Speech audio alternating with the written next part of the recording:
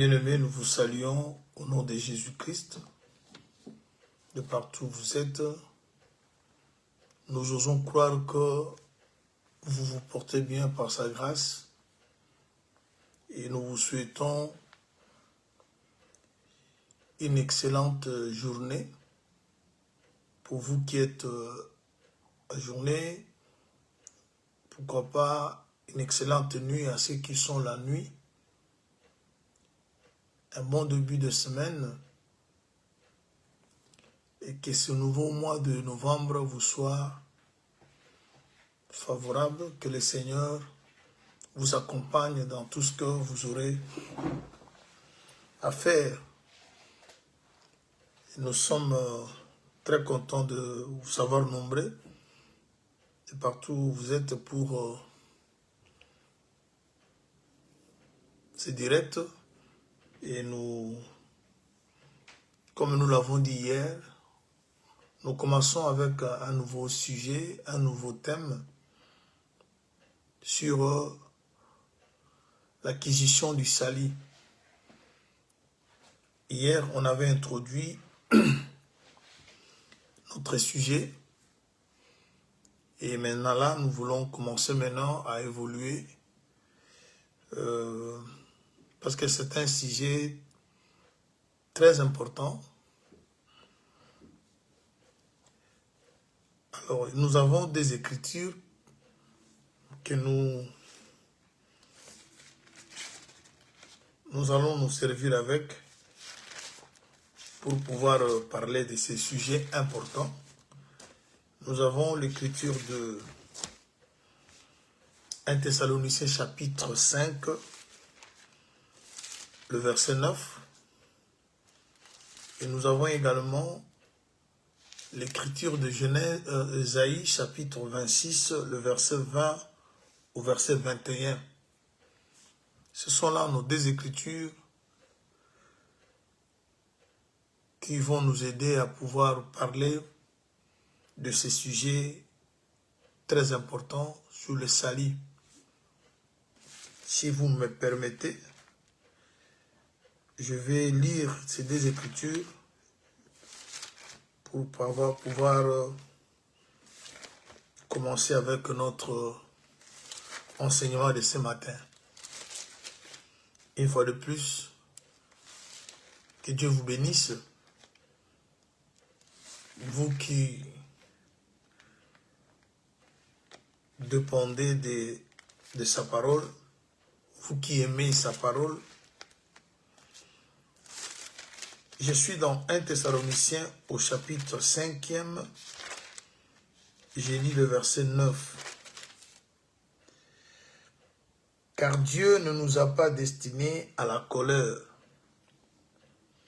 mais à la possession du salut par notre Seigneur Jésus-Christ.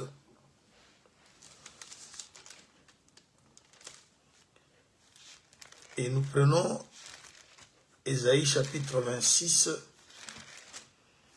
nous lisons le verset 20 au verset 21.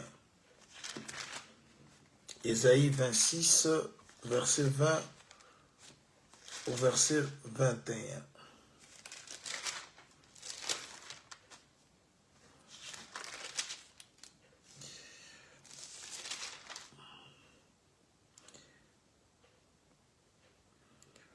Va mon peuple, entre dans ta chambre et ferme la porte derrière toi. Cache-toi pour quelques instants jusqu'à ce que la colère soit passée. Dans cet enseignement, nous allons comprendre un peu beaucoup sur le salut. Comme je l'avais dit hier, le salut ne pas simplement quitter la terre, aller vivre au ciel. Oui, ça c'est le salut. Mais le salut, c'est aussi l'ensemble de tout ce qui est bien pour le peuple de Dieu. J'avais essayé d'énumérer quelques points comme dans le salut, il y a la consolation. Dans le salut, il y a la nouvelle identité. Dans le salut, il y a le relèvement. Dans le salut, il y a la délivrance. Il y a la sécurité. Il y a la rédemption. Lorsqu'on parle du salut, c'est l'ensemble de tout ce qui constitue le bien-être du peuple du Seigneur. Alors, si on comprend le salut de cette façon-là, on dira également, Dieu n'est pas content de te voir souffrir. Dieu aime ta paix, il aime te voir. Dieu aime te voir prospère. Dieu aime te voir réussir, parce que dans le salut, il y a la réussite également. Alors notre sous-thème d'aujourd'hui, nous voulons d'abord commencer par le salut promis. Parce que je vous ai parlé hier, on aura à expliquer le salut dans 3 dimensions. Le salut accordé, le salut conservé et le salut accompli. Dont j'avais parlé hier, le salut passé, le salut présent et le salut à venir. C'est la même chose. Le salut passé, c'est le salut accordé. Le salut présent, c'est le salut conservé. Et puis le salut à venir, c'est le salut accompli. Je crois que tout ça, on aura le temps de l'expliquer. Comment le salut peut être accordé, comment on doit conserver le salut et comment le salut peut être accompli. Parce que le salut, c'est aussi un processus. Alors il faut que ce processus aille jusqu'à son accomplissement. C'est ainsi que je vous avais évoqué, je parlais des versets du livre d'Isaïe, où on dit, Dieu dit, mon peuple va. On voit déjà, quand quelqu'un, on dit à quelqu'un d'aller, c'est-à-dire la personne doit se déplacer d'un lieu à un autre. Il dit, va, entre dans ta chambre, ferme la porte derrière toi, cache-toi. Ouais. Tous ces éléments-là, s'ils ne sont pas respectés,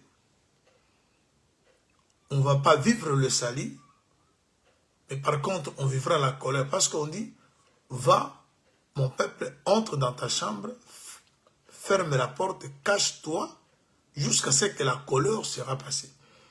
Or, nous ne sommes pas destinés à la colère. Mais pour être loin de la colère, il faut s'élever. Il faut aller.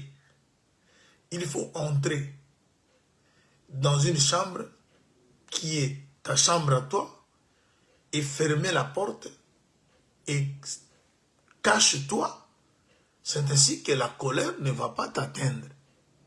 Vous voyez, tous ces mouvements-là, on va expliquer. Mais aujourd'hui, nous voulons d'abord expliquer, parler du salut promis. Pour que le salut nous parvienne, ce salut était promis. On commence d'abord par le salut promis. C'est ainsi que je reviendrai pour un peu approfondir ce que je parlais hier sur l'agneau prédestiné et l'agneau immolé.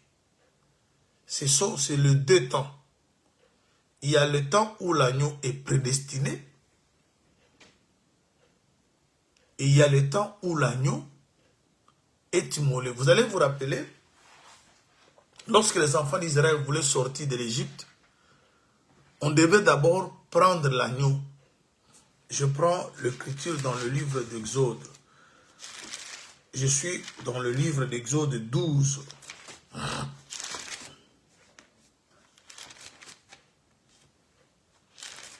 Exode 12.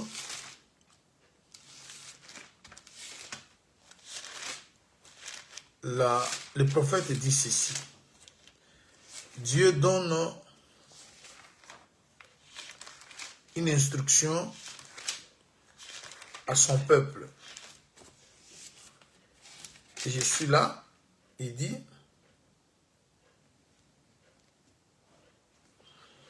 l'Éternel a dit à Moïse et Aaron dans le pays d'Égypte, ce mois-ci sera pour vous le premier mois, et il sera pour vous le premier mois de l'année.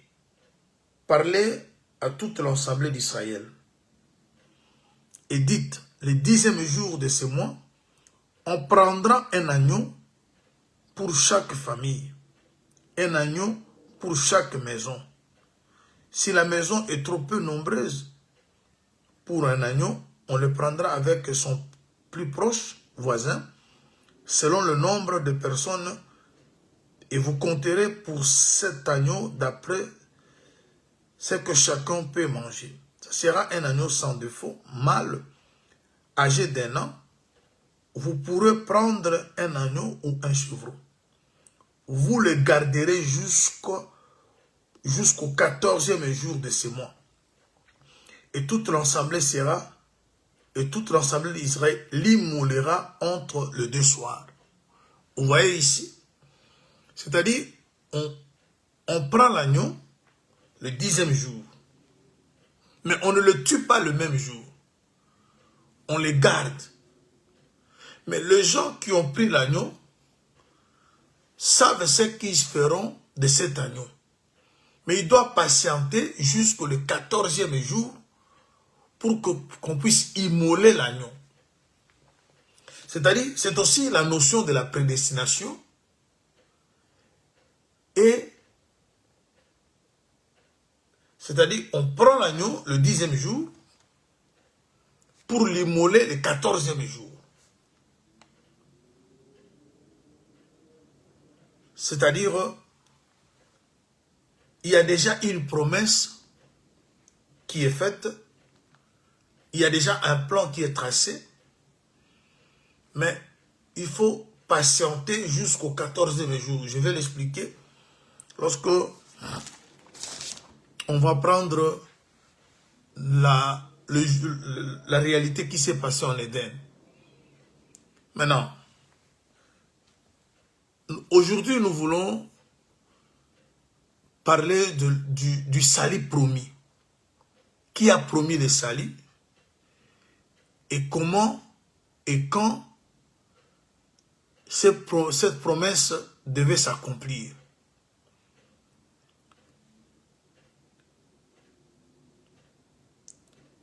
Je prends une écriture. Je suis dans le livre d'Ésaïe, au chapitre 63. Le prophète parle sur l'homme de Bosra. Il dit ceci, je suis au premier verset. Qui est celui qui vient de Dom, de Bosra, en vêtements rouges et en habit éclatant, et se redressant avec fierté dans la plénitude de sa force? C'est moi qui ai promis le salut, qui ai le pouvoir de délivrer. Déjà ici, en lisant cette écriture, vous verrez que on associe le salut à la délivrance. Mais ce qui va nous intéresser d'abord, c'est que le prophète dit que le salut a été promis. Qui a promis le salut et qui devait l'accomplir? Ça, d'abord, la chose principale et importante que j'aimerais que chacun de nous comprenne, parce que si on attend le salut, on l'attend parce que c'est une promesse. Et nous croyons à ce que les Écritures attestent, que Dieu n'est pas un homme pour mentir. Il n'est pas non plus un fils de l'homme pour se repentir. Dieu a toujours tenu sa parole. C'est-à-dire, le salut avec tous ces volets, c'est une promesse.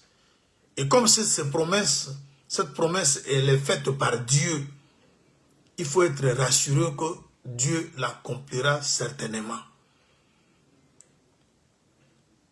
Lorsqu'on comprend le salut avec toutes ses facettes, salut comme délivrance, salut comme consolation, salut comme réussite, salut comme sécurité, salut comme rédemption, salut comme excellence, c'est-à-dire c'est la promesse que quelqu'un a faite et il va tenir sa parole.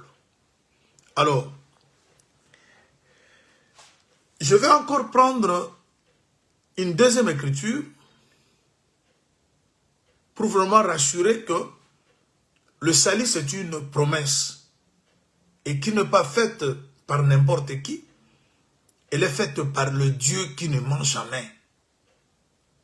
Alors lorsque Paul dit qu'on n'est pas destiné à la colère, mais à la possession ou à l'acquisition de salut, c'est-à-dire tu dois être rassuré que le Seigneur finit ou finira par accomplir ce salut qu'il t'a promis. La colère n'est pas ta destinée. Même si tu vis des moments compliqués aujourd'hui, mais ce n'est qu'un moment qui va passer, parce que ce que Dieu t'a promis, c'est le salut. Ce que tu as comme promesse, c'est le salut. Et nous aurons... Je prends encore une autre écriture. Dans le livre d'Ésaïe toujours, au chapitre 62. Je vais lire. Pour l'amour de Sion, je ne me tairai point. Pour l'amour de Jérusalem, je ne prendrai point de repos, jusqu'à ce que son salut paraisse comme l'aurore, et sa délivrance comme un flambeau qui s'allume. Alors, les nations verront ton salut, et tout le roi de ta gloire, et l'on t'appellera d'un nouveau nom, d'un nom nouveau, que la bouche de l'Éternel déterminera. Vous voyez, ici, c'est encore une autre écriture qui affirme que le salut c'est une promesse, et quelqu'un travaille pour son accomplissement. Quelqu'un dit, je ne me donne pas le repos, je suis en train de bosser, de travailler, jusqu'à ce que le salut promis paraisse comme l'aurore. C'est-à-dire, dans le salut, on a la lumière, parce que l'aurore part de la lumière. Et le salut qui va se manifester dans ta vie sera une lumière. C'est tellement riche, toutes ces choses, on va essayer de les détailler, de les décortiquer, une après une, selon la mesure, la grâce que le Seigneur va nous accorder. Il ajoute encore, et sa délivrance comme un flambeau. C'est-à-dire, dans le salut, il y a aussi la délivrance, et cette délivrance est comme un flambeau. Et quand on parle du flambeau, on parle toujours de la lumière. Retenez ça, parce qu'on reviendra dans ça pour essayer un peu d'approfondir. Alors, les nations verront ton salut. Le salut ne se cache pas. Le salut, lorsqu'il vient dans la vie de quelqu'un, il est visible. On le voit. Les gens qui sont tout autour de la personne qui a reçu le salut doivent voir que le salut est entré ici. Quand le salut entre dans une maison, le salut ne se cache pas. Les gens qui sont tout autour remarquent qu'il y a une identité nouvelle qui est donnée, parce qu'il a dit jusqu'à ce qu'on t'appellera du nom nouveau. C'est-à-dire le salut apporte une nouvelle identité. Et cette écriture d'Ésaïe, à la base, elle est prophétique. Mais cette écriture prophétique, elle est aussi doctrinale, elle est aussi évangélique.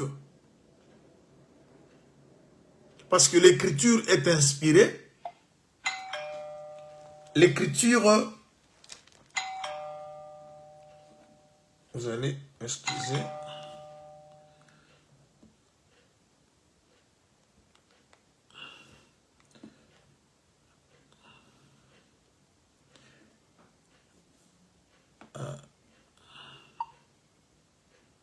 L'écriture est inspirée, l'écriture est utile pour convaincre, instruire, comme le frère Paul a signalé dans 2 Corinthiens 3, 2 Timothée, voulais-je dire, 3,16. À la base de cette écriture d'Ésaïe 62, comme d'Ésaïe 63, elle est prophétique. Mais une écriture prophétique prend aussi le sens évangélique, prend aussi le sens doctrinal, prend aussi un sens de la révélation. Ça, je sais que vous le savez déjà, ça ne pose pas un problème. Alors, le salut, c'est quoi?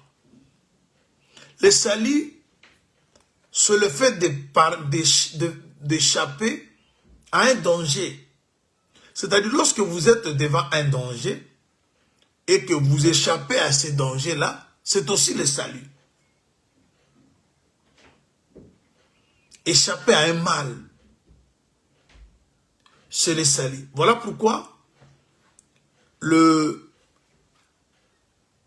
livre des psaumes, dans son chapitre 34, au verset 7, nous dit « L'ange de l'Éternel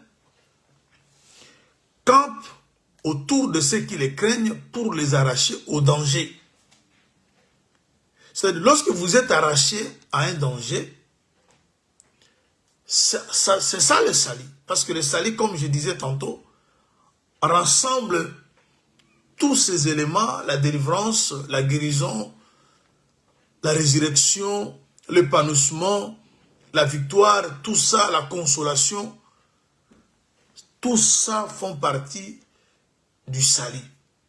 Alors maintenant, quand le salut vient dans la vie de quelqu'un, c'est pour le faire échapper à un danger.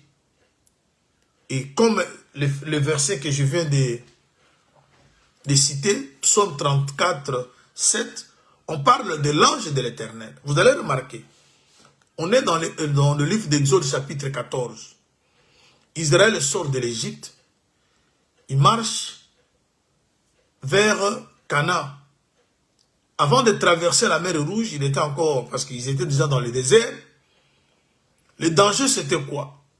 Le danger, c'était la mer Rouge qui était devant eux.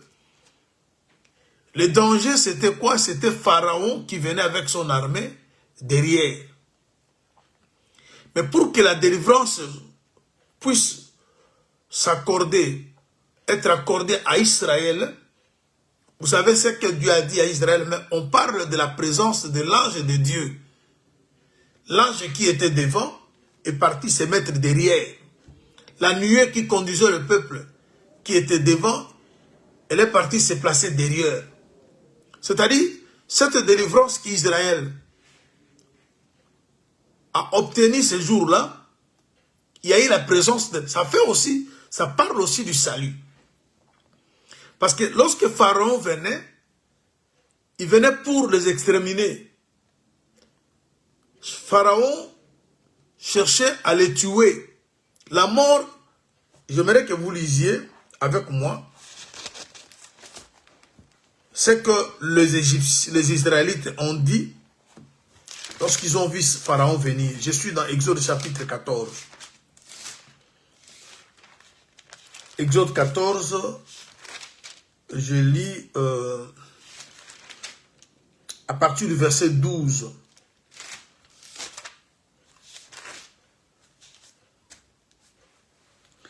N'est-ce pas là ce que nous te disions en Égypte? Laisse-nous servir les Égyptiens, car nous aimons mieux servir les Égyptiens que de mourir au désert. Moïse répondit au peuple, ne craignez rien, restez en place et regardez la délivrance que l'Éternel va vous accorder en ce jour, car les Égyptiens que vous voyez aujourd'hui, vous ne le verrez plus jamais. L'Éternel combattra pour vous et vous gardez silence. L'Éternel dit à Moïse, pourquoi ces cris? Parle aux enfants d'Israël et qu'ils marchent. Toi, lève ta verge et tends ta main sur la mer et fends-la. Et les enfants d'Israël entreront au milieu de la mer à sec.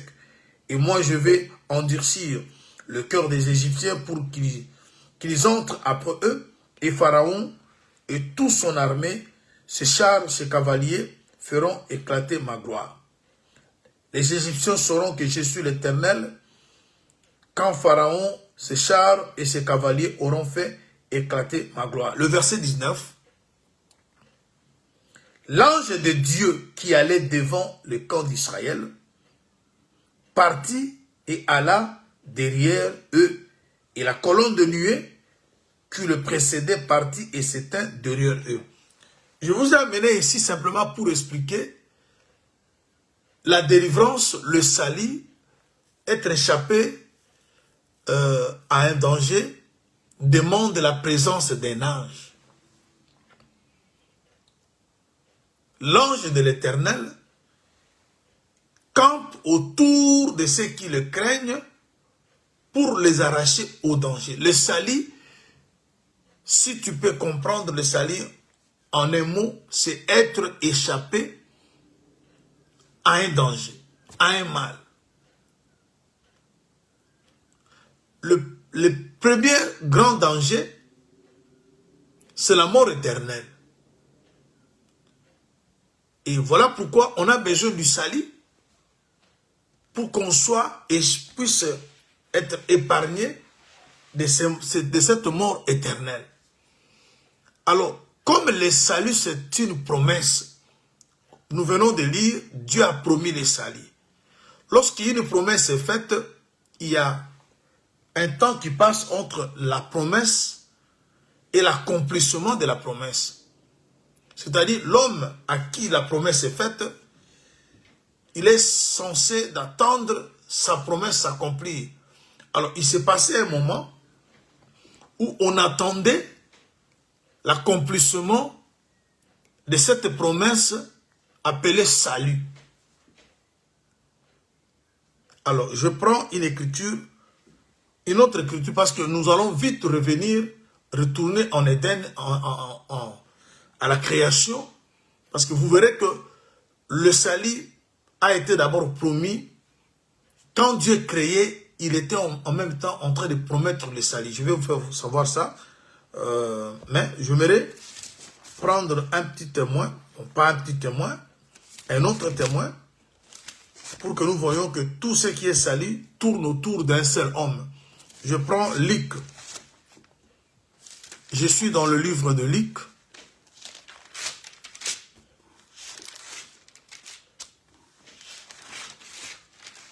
Ça, vous connaissez. Je suis dans Luc, au chapitre 2e.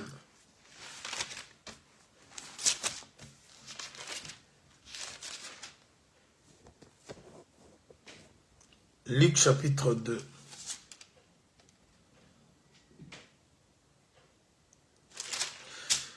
Voilà. Je commence au verset 21. Le 8e jour auquel l'enfant devait être circoncis, étant arrivé, on lui donna le nom de Jésus, nom qu'avait indiqué l'ange avant qu'il soit conçu dans le sein de sa mère. Et quand les jours de leur purification furent accomplis, selon la loi de Moïse, Joseph et Marie le portèrent à Jérusalem pour le présenter au Seigneur. Suivant ce qui est écrit dans la loi du Seigneur, tout mâle premier-né sera consacré au Seigneur. Et pour offrir en sacrifice deux tourterelles ou deux jeunes pigeons, comme cela est prescrit dans la loi du Seigneur. Et voici, Il y avait à Jérusalem un homme appelé Siméon. Cet homme était juste et pieux. Il attendait l'accomplissement, il attendait la consolation d'Israël et l'Esprit Saint était sur lui. Il avait été divinement averti par le Saint-Esprit qu'il ne mourrait point avant d'avoir vu le Christ du Seigneur. Il vint au temple poussé par l'Esprit, et comme le parent apportait le petit enfant, Jésus, pour accomplir à son égard ce qu'on ordonnait la loi, il récit dans ses bras, bénit Dieu et dit, maintenant, Seigneur, tu laisses ton serviteur s'en aller en paix, selon ta parole, car mes yeux ont vu ton salut. Le salut que tu as préparé devant tout le peuple. La lumière pour éclairer les nations et la gloire d'Israël, ton peuple. Vous voyez?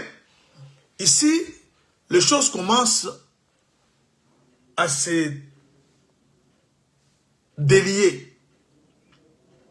Le salut, comme je vous avais parlé par rapport aux deux versets que nous avons lus, Ésaïe 63, Ésaïe 62, le salut a été promis et quelqu'un travaillait pour l'accomplissement de cette promesse.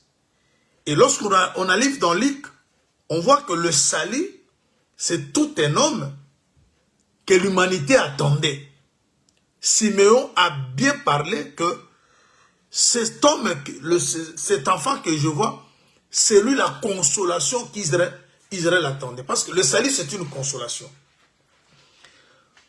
Nous avons besoin d'être consolés. Nous avons besoin d'être secourus. Tout ça fait partie du salut. Dans le salut, il n'y a pas simplement aller au ciel. Dans le salut, il y a aussi la consolation. Dans le salut, il y a aussi la guérison. Dans le salut, il y a aussi l'épanouissement. Parce que l'homme qui apporte le salut et celui qui apporte la délivrance ne sont pas deux personnes. Ici, le prophète ou Siméon, je reprends ces mots.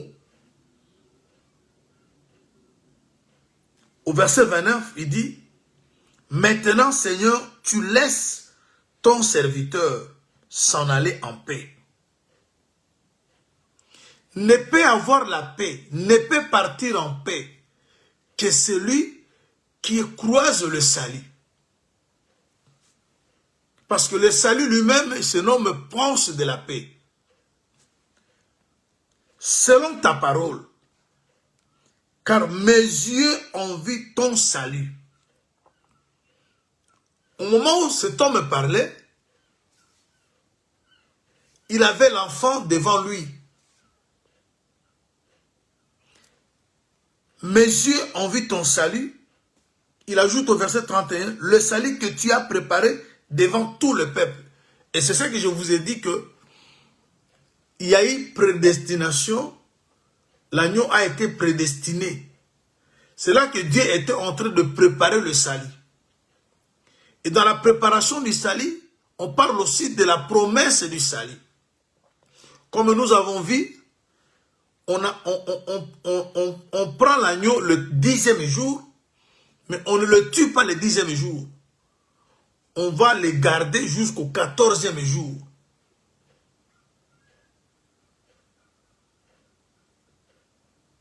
Et c'est au 14e jour que l'agneau va être immolé. C'est-à-dire, on comprend que le 10e jour, c'est une date ou le jour qui vient avant le jour de l'immolation. Voilà pourquoi je vous avais dit que au ciel, l'agneau n'était pas immolé, mais l'agneau était prédestiné. Parce que au ciel, là-bas, il n'y a que le trône. L'autel sur lequel on doit sacrifier l'agneau n'est pas au ciel et sur la terre. Voilà pourquoi quand vous regardez le tabernacle de Moïse était horizontal. On commence dans le parvis, c'est là où on trouve l'autel des holocaustes. On part dans le lieu saint, on trouve la table de pain, le chandelier. Et lorsque vous traversez les rideaux, vous trouvez maintenant l'arche de l'alliance et le propitiatoire où Dieu s'est placé entre le chérubin. C'est-à-dire le trône, le siège, c'est dans le lieu très saint. Maintenant, l'autel, c'est dans le parvis. Là, nous sommes dans le tabernacle de Moïse qui était horizontal. Mais le tabernacle de Jésus, c'est vertical. C'est-à-dire le parvis est sur la terre, le trône est au ciel. C'est-à-dire, pour être sacrifié, il doit quitter le trône, parce que le trône, son siège est au ciel. Voilà pourquoi vous avez vu Dieu quitter le ciel pour venir mourir sur la terre. C'est ainsi qu'on ne saura jamais expliquer que l'agneau était immolé au ciel, parce qu'au ciel, il était esprit, il était sur le trône, il était le lion. On ne peut pas immoler le lion. On doit immoler l'agneau. Il est devenu agneau sur la terre lorsqu'il a renoncé à sa royauté. Il a pris la forme d'un serviteur. Et c'est sur l'autel, parce que le lit, parce que l'autel parle aussi du lit. C'est-à-dire, la chambre à coucher de Dieu, c'est sur la terre. Voilà pourquoi lorsqu'il est au ciel, on dit que celui qui garde Israël, il ne dort pas, il ne somnole pas au ciel. Mais quand il descend sur la terre, Dieu dort, parce que dormir, c'est mourir. Alors, ici nous sommes en train d'expliquer le salut promis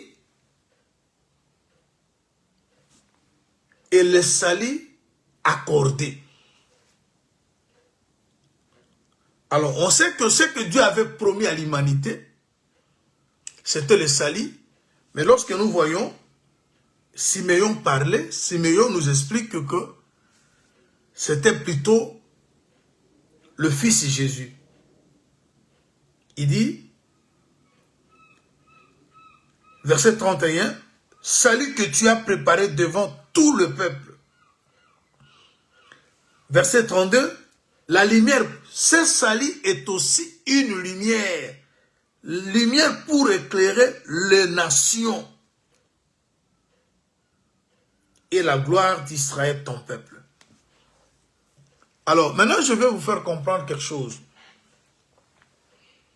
On rentre au début, au premier jour de la création. Vous allez voir quelque chose de très capital que j'aimerais que vous puissiez comprendre par rapport à cet enseignement. Nous sommes au Genèse, chapitre 1. Parce qu'avant que le salut soit accordé, le salut doit être promis. Et quand le salut est promis, il doit s'accomplir. Et tout ce que Dieu nous promet, Dieu l'accomplit. Voilà pourquoi je vais dire à quelqu'un, aussi longtemps que Dieu t'a promis une vie meilleure,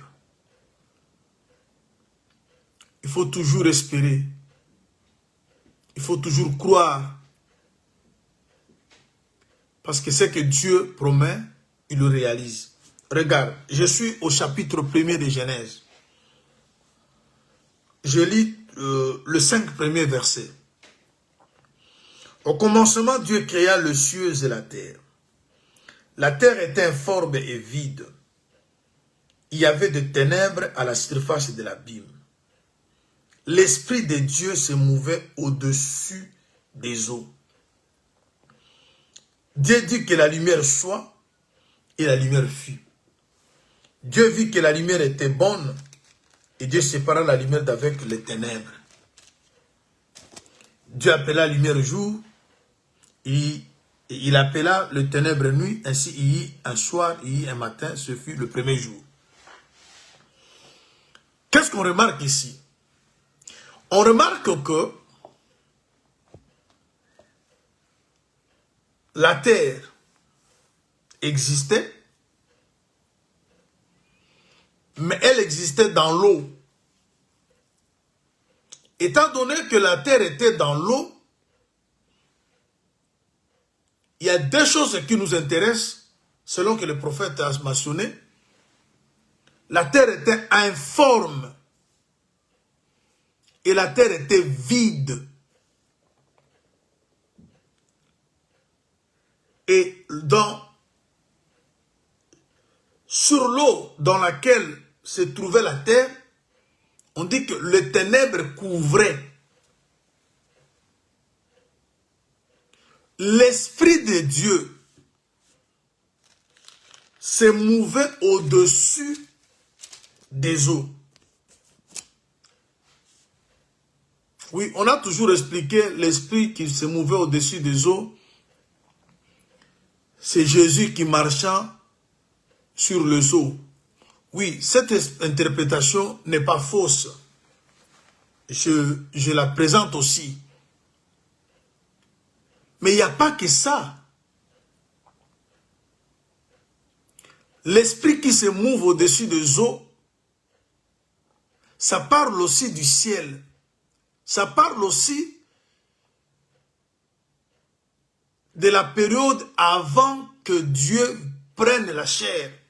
Parce que vous allez remarquer, on dit que l'Esprit de Dieu se mouvait au-dessus des eaux.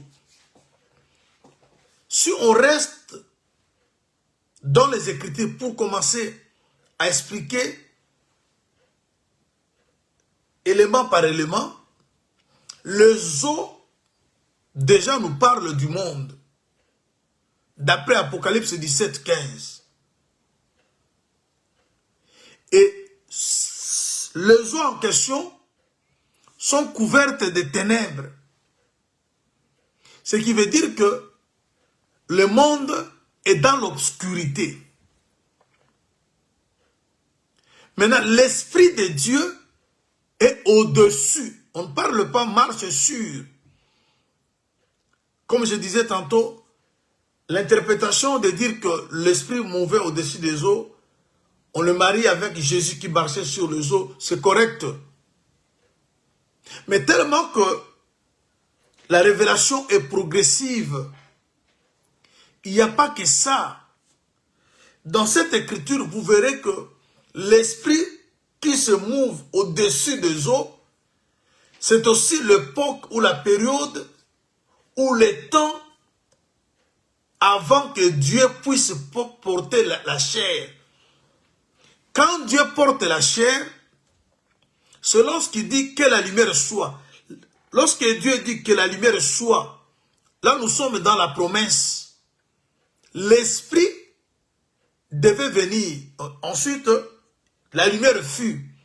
La lumière fut, c'est l'Esprit portait le corps. Parce que quand Dieu est venu dans ce monde, en portant le corps que nous appelons Jésus, il a été présenté comme une lumière. Alors lorsqu'on dit que l'Esprit mouvait au-dessus des eaux, on parle de Dieu avant sa venue sur la terre. Il était au ciel, il était au-dessus. Mais lorsqu'il devait maintenant venir dans le monde qui est les eaux, couvertes de ténèbres, il doit porter le corps qu'on appelle les lumières. Voilà pourquoi Jésus-Christ,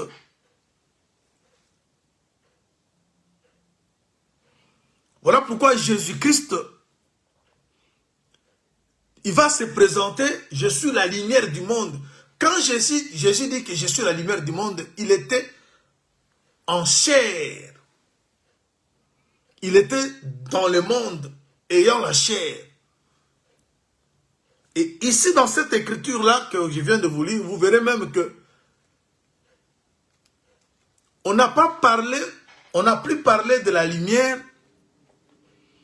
Le premier jour, on parle de la lumière. Le deuxième jour, on ne parle pas de la lumière. Le troisième jour, non plus, on parle de la lumière. On revient, on parlait de la lumière au quatrième jour par le corps du soleil.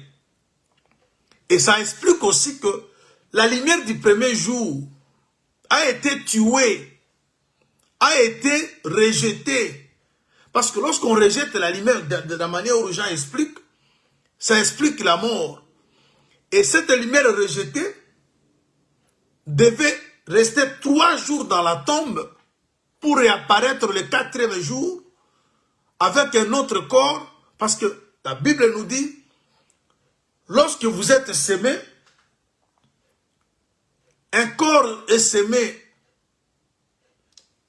méprisable, mais lorsque ce corps ressuscite, il devient glorieux.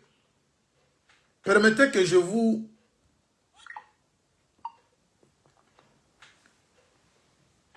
explique un peu quelque chose ici. Le premier jour de la création, ça explique aussi l'humanité qui était dans les ténèbres. Parce que dans ces premiers jours-là, il y a 2 choses qui sont dites.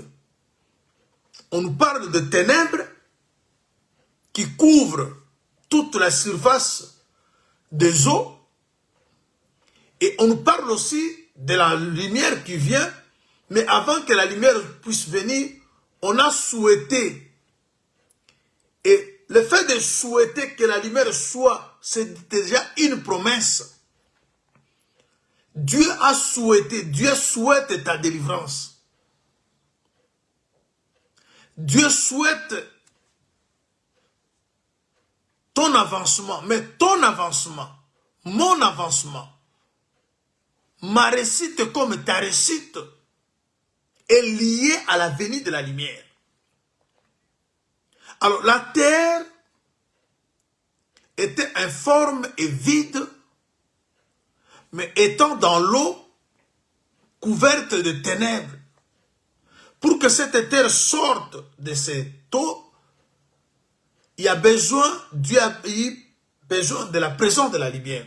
Et cette terre peut expliquer ta vie comme ma vie. Cette terre peut expliquer l'humanité. Cette terre peut expliquer l'Église, les nations comme Israël. Parce que je vous ai toujours dit que lorsqu'on prend une écriture, il faut savoir que l'écriture peut s'expliquer dans plusieurs volets. Mais ici, je parle du salut pour qu'on comprenne que si vous réellement, vous avez reçu le salut qui est Jésus, Jésus ne donne pas simplement la vie éternelle. Il donne aussi l'abondance. Il dit, le voleur ne vient que pour détruire, dérober et égorger. Mais moi, je suis venu pour que mes brebis aient la vie. Ça, c'est l'objectif. Et qu'elle soit dans l'abondance. Vous voyez? La vie éternelle, c'est Jésus qui donne. Mais sur cette terre, cette vie éternelle est accompagnée de l'abondance. Cette abondance, c'est de réponse à nos questions, nos problèmes quotidiens, nos problèmes de chaque jour. Le salut donne tout ça, la consolation. Parce que Samuel a plutôt... Simeon a parlé de la consolation.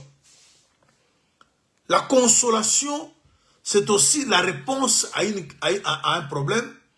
La consolation, c'est aussi l'assistance. La consolation, c'est aussi la guérison, c'est aussi la délivrance. Pas seulement de l'âme, mais c'est aussi de la chair. Alors, je retourne vite parce que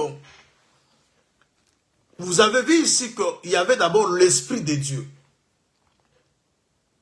Ensuite, on parle, Dieu souhaite l'apparition de la lumière. Et lorsque nous avons lu les Écritures ici, Ésaïe 62, 63, on a compris que lorsqu'on parle du salut, on parle également de la lumière. Alors, quand Dieu dit que la lumière soit et la lumière fut, bien aimé, il y a deux temps dans cette déclaration. Quand Dieu souhaite l'apparition de la lumière, c'est la promesse que Dieu est en train de faire à l'humanité, que je vais vous envoyer la lumière. Et lorsque la Bible dit que la lumière fut, on est dans l'accomplissement de cette promesse concernant la lumière. Et pourquoi la lumière doit se manifester? Parce que Dieu était à la recherche de perdus. Rappelez-vous de la parabole que Jésus a donnée concernant la femme qui avait perdu, qui avait 10 drachmes, mais elle a perdu une des drachmes. La Bible dit, pour retrouver sa drachme, sa pièce de monnaie, cette femme a allumé. Vous voyez? Et ensuite, elle a pris le balai. C'est-à-dire, retrouver ce qu'on a perdu, on a besoin de la présence de la lumière et on a besoin du balai qui ne parle que de l'enseignement, de la doctrine, de l'ordre. Alors, les ténèbres du commencement qui couvraient la surface des eaux parlent aussi du règne des ténèbres, du règne du diable sur les enfants de Dieu. Nous étions tous perdus. Parce que comme les voleurs ne viennent que pour détruire, égorger et dérober, c'est-à-dire ces ténèbres-là, c'était les voleurs qui a fait que la terre soit informe, qui a fait que la terre soit vide. On a été dépouillé, on nous a volé tout ce qui nous revenait. Vous voyez? Alors maintenant, pour que nous puissions récupérer et la forme et la plénitude, il aurait fallu que la lumière vienne. L'esprit qui se mouvait au-dessus des eaux devait maintenant descendre sur les eaux. Et c'est ce que Job nous parle. C'est que Moïse a expliqué dans Genèse, Job là aussi éclairé. Je prends rapidement. Je suis dans Job au chapitre 26.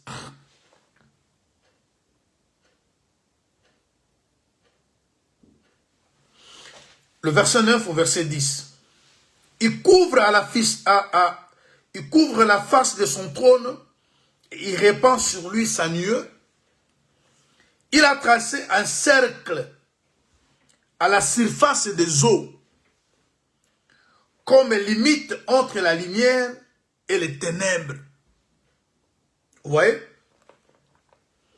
C'est-à-dire, l'esprit était au-dessus des eaux, qui veut dire l'esprit était sur le trône. Lorsque Dieu était sur le trône, il était esprit. Mais pour venir maintenant libérer son peuple qui est dans la servitude, et on était dans la servitude comme la terre informe et vide. Et cette terre informe et vide est dans l'eau. L'eau, c'est le monde.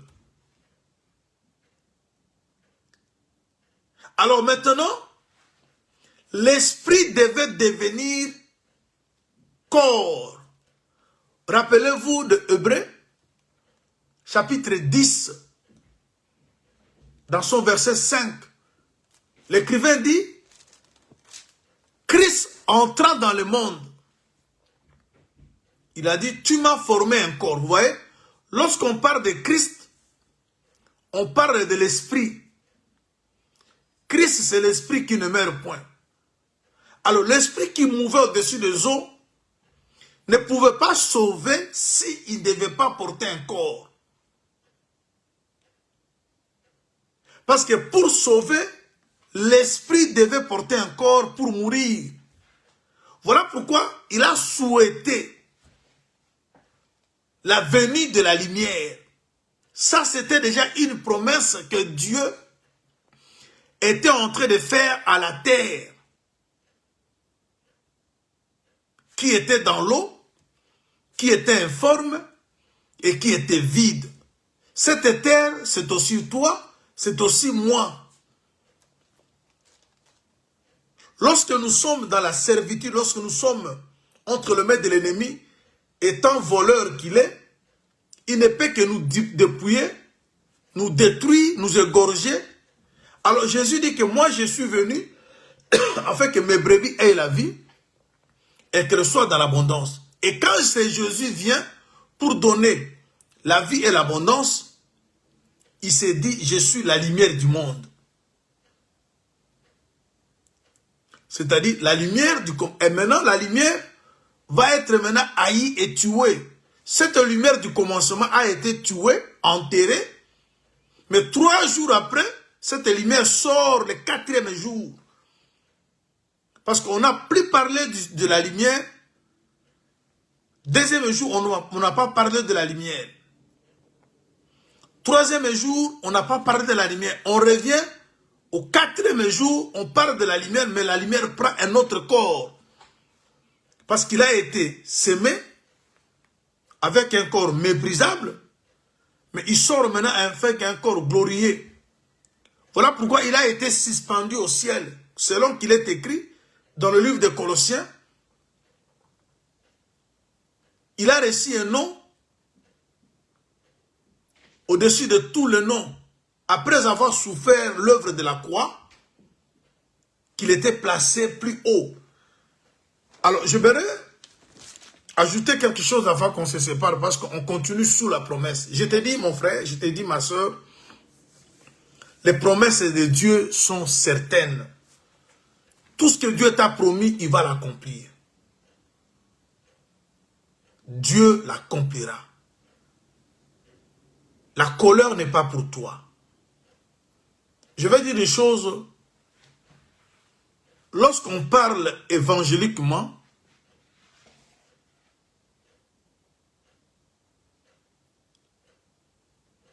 on doit rassurer à tout enfant de Dieu que tout son problème aura une solution.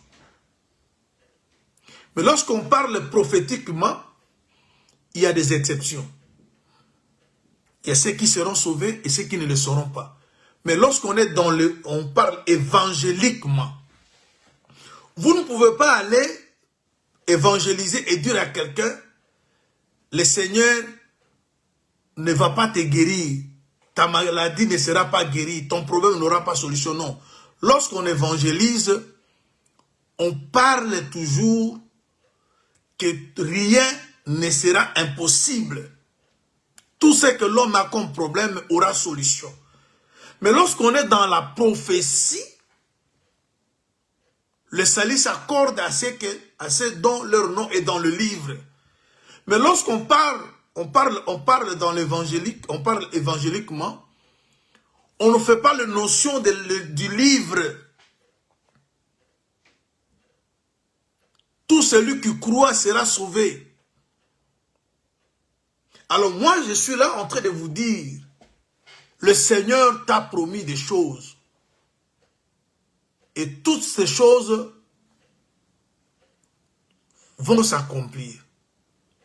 Mais en une seule condition, je voudrais que vous voyez, le Seigneur parle dans Ésaïe 8, verset 23.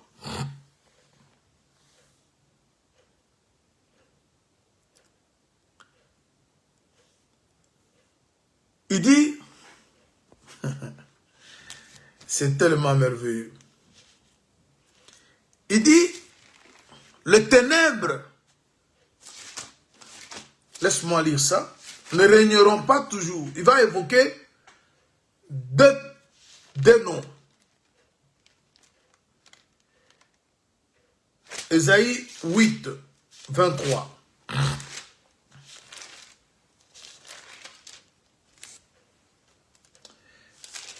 Voilà, il dit, mais les ténèbres ne régneront pas toujours sur la terre, où il y a maintenant des angoisses. Si les temps passés ont couvert d'opprobre le pays des Zabylons et le pays de Nephtali, les temps à venir couvriront de gloire la contrée voisine de la mer, au-delà du Jourdain, le territoire des Chantiers.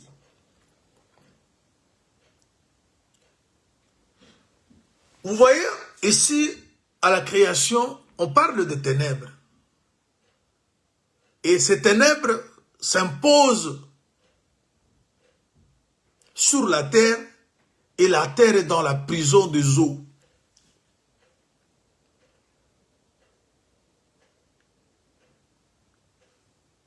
Adam,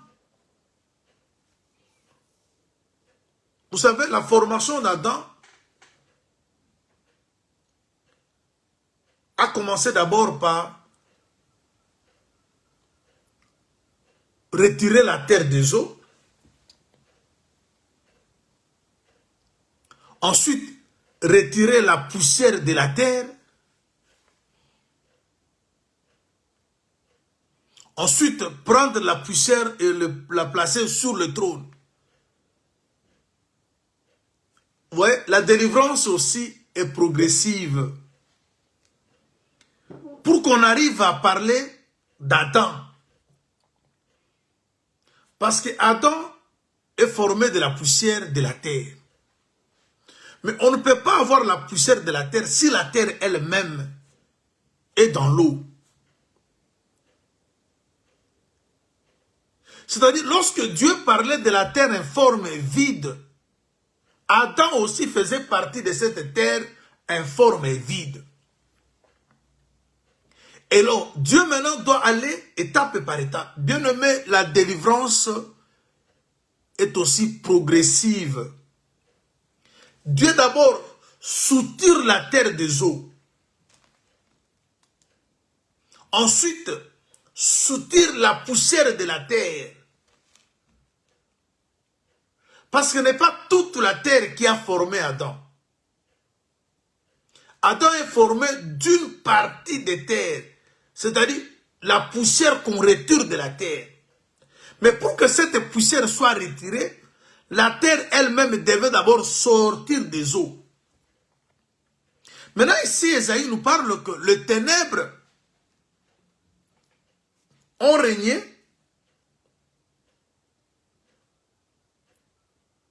sur Zabylon et sur Nephtali. Mais ça ne continueront pas comme ça à régner. Il faut que ça cesse. Voilà pourquoi Dieu souhaite la présence de la lumière. Rappelez-vous de ce que Ecclésiaste nous dit. La lumière a de l'avantage sur les ténèbres. Alors, on va continuer demain peut-être. Mais je vais vous laisser partir avec quelque chose. Vous savez Zabylon, qui est Zabylon? Zabylon, il est 10e fils de Jacob. Si vous comptez tous les enfants, commençant par Ruben, Siméon, Lévi, Juda, Dan, Nephtali, vous verrez que Zabylon, il est 10e fils. Mais il est aussi 6e fils. Il est 10e fils, c'est Jacob. Mais il est 6e chez Léa. Parce que Léa a donné à Jacob 6 fils. Et le 6e là, c'est Zabylon. Le dernier.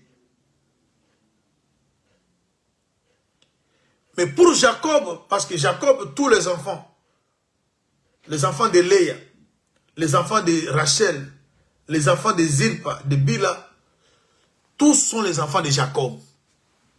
Et pour Jacob, Zabulon, il est 10e. Et pour Léa, Zabulon, il est 6e. Et ce sont des chiffres qui parlent.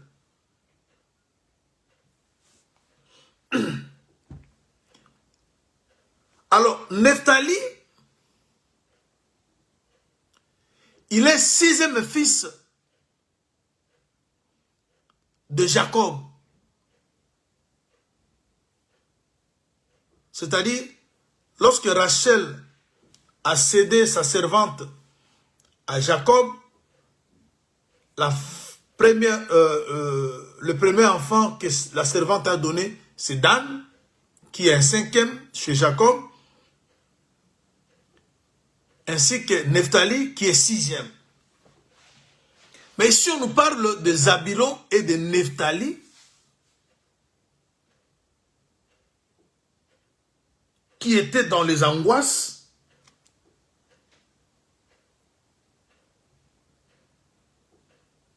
Ils étaient couverts de ténèbres, mais on promet que les ténèbres ne vont pas continuer à régner. Ça, c'est une bonne promesse.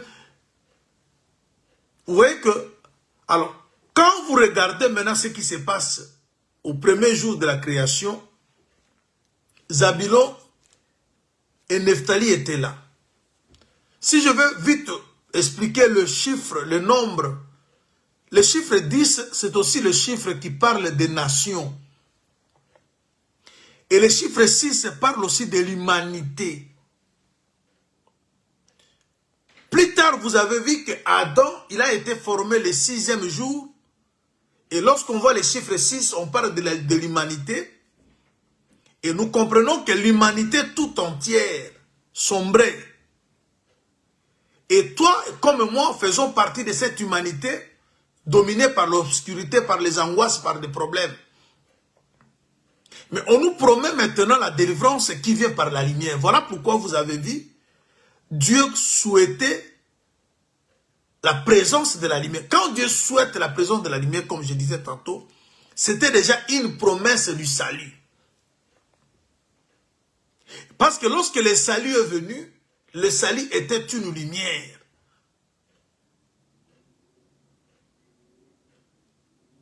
Le salut était une lumière. Pour terminer par là, on va continuer par la grâce du Seigneur. Le salut était une lumière. Regarde ce que Ésaïe dit au 62e chapitre. Verset 1er. Pour l'amour de Sion, je ne le mettrai point. Pour l'amour de Jérusalem, je ne prendrai point de repos. Jusqu'à ce que son salut paraisse. Son salut paraisse comme l'aurore. Et que sa délivrance, comme un flambeau qui s'allume. Or, vous savez que le flambeau, d'après Apocalypse 21, verset 23, le flambeau c'est un agneau. Quand Dieu est venu nous donner la délivrance, il a porté le corps de l'agneau. Lisez Apocalypse 21, au verset 23e, on parle de l'agneau comme flambeau. Or, lorsqu'on parle du flambeau, on parle de la lumière. Ta délivrance, comme un flambeau qui s'allume. Ce qui veut dire, chacun de nous a besoin de la lumière pour que la lumière le fasse sortir des ténèbres, des difficultés et des angoisses. Alors, le salut, évangéliquement parlant, c'est aussi la réponse à ta question. C'est aussi ta consolation. Tu as besoin d'être consolé. Tu as besoin d'être guéri. Tu as besoin de s'épanouir. Mais tout cela peut venir que de celui qu'on appelle salut. Parce que Jésus qui est venu là, c'est lui le salut. Étant donné que Jésus est salut, Jésus est tout, il est ta consolation. Jésus t'apporte une nouvelle identité. On dit que, Esaïe dit, on t'appellera d'un nouveau nom. Lorsque le salut vient dans ta vie, une nouvelle identité te sera octroyée. Comme la Bible dit, si quelqu'un est en Christ, devient une nouvelle créature. Alors, chers bien-aimés, aujourd'hui, nous avons vu le salut promis. Et ce salut est promis à qui? À ceux qui sont reconnus enfants de Dieu. Alors, vous savez, chers bien-aimés, lorsque Zabulon est né, dans Ésaïe, plutôt Genèse chapitre 30, le verset 20, Ésaïe, plutôt Zabulon, Léa a dit que il appelle Zabulon un beau don. Vous devez savoir que le être don, c'est aussi être une femme. Proverbe le dit, on peut hériter de ses pères toutes choses, mais une femme intelligente, c'est un don. C'est-à-dire, l'Église, nous sommes un don. Étant donné que nous sommes une femme, Dieu ne pouvait pas nous laisser dominer par les ténèbres. Tu es la femme de Dieu, tu appartiens à notre Dieu. Il voit comment l'obscurité couvre ta vie, couvre ta famille, couvre ton foyer. Mais il te dit, les ténèbres ne vont pas régner toujours. Nephtali, c'est qui? Nephtali, lorsque Rachel a vu sa servante donner naissance, le nom de Nephtali veut dire, je luttais contre ma soeur et je vaincu. C'est-à-dire, Nephtali, c'est le produit d'un combat. Nous tous qui sommes le produit de la croix, parce que le combat qui a eu lieu entre deux sœurs, les deux sœurs parlent aussi de deux alliances. Et les deux alliances se sont bâties à la croix. C'est là où Moïse a été vaincu. C'est là où les esprits, les autorités ont été dépouillés. Et nous sommes le produit de la croix. Aussi longtemps que Jésus est mort pour toi, toi Nephtali, moi Nephtali, les ténèbres ne régneront pas toujours. Parce que cette œuvre de la croix avait eu lieu pour que toi et moi puissions sortir des ténèbres. Parce que les angoisses qui nous arrivent, c'est par rapport aux ténèbres. Et quand Dieu a souhaité la venue de la lumière, c'est pour te faire sortir toi dans les ténèbres, moi dans les ténèbres, afin de nous donner la forme. Alors, rassure-toi que les promesses que Dieu a faites à son peuple, c'est pour toi. Le salut englobe tout. Le salut veut ta paix, ta consolation, ta prospérité, ta guérison. Le salut veut ta réussite, ton succès. Et il faut que tu portes maintenant un nom nouveau. Il faut que les gens voient ton salut. Ton salut ne sera pas caché. Quand le salut entre dans la vie de quelqu'un, on va y parler lorsque le salut est entré dans la maison des Zachée. Lorsque le salut est entré dans la maison de Fid, fils d'Abraham, on voit un changement, un miracle s'opère. Que le Seigneur Dieu vous bénisse, chers bien-aimés. On va, par la grâce du Seigneur, continuer, Dieu voulant. Demain, par sa grâce, soyez richement bénis. Que le Seigneur, l'amour du Seigneur, que les souhaits de Dieu pour toi s'accomplissent, que la lumière